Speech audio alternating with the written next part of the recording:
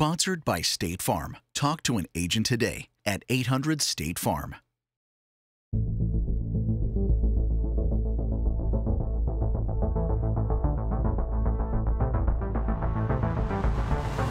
For decades, CES in Las Vegas has been the place to go to see the latest and greatest in consumer electronics.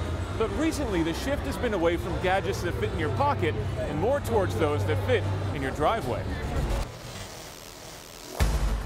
Cars are so important to CES this year that there's a whole hall dedicated to the future of car technology and personal mobility. There's a lot more here than any one person can take, in fact, so join us for a quick tour of some of the highlights that caught our eye.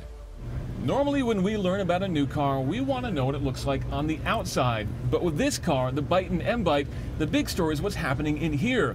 We've got this massive 48-inch wide curved display that goes across the entire dashboard. I think this thing's even wider than my TV at home. And if that weren't enough, there's a secondary display built right here on the steering wheel. Now, all that may sound a little bit distracting, but don't worry. When this car goes into production at the end of this year, it'll have level 3 autonomy, meaning in some situations, it can drive itself. So you, the driver, can just kick back and enjoy the view. We saw a lot of self-driving cars at CES this year, but BMW showed us a self-driving motorcycle. This autonomous bike isn't intended to allow its rider to take a nap mid-ride. Rather, the technology that this shows off can be used to help new and inexperienced riders from having accidents by introducing adaptive cruise control and emergency automatic braking. All this could make riding a motorcycle much safer in the future.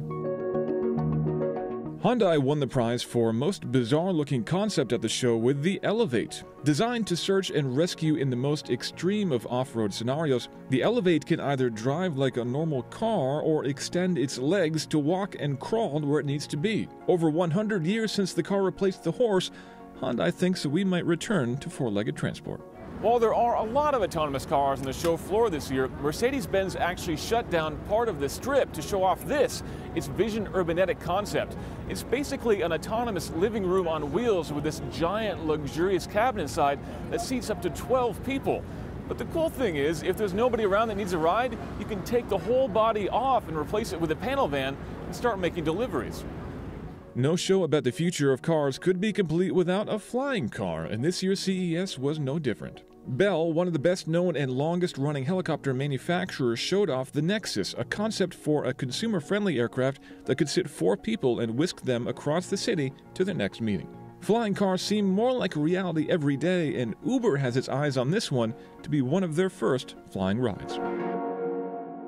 After a few very long days and many, many miles walked, it's important to take whatever time you can find yourself. And for those few fleeting moments you do find, this might be the best place to spend them. It's the M8 from Dreamwave, perhaps one of the most advanced massaging chairs on the show floor.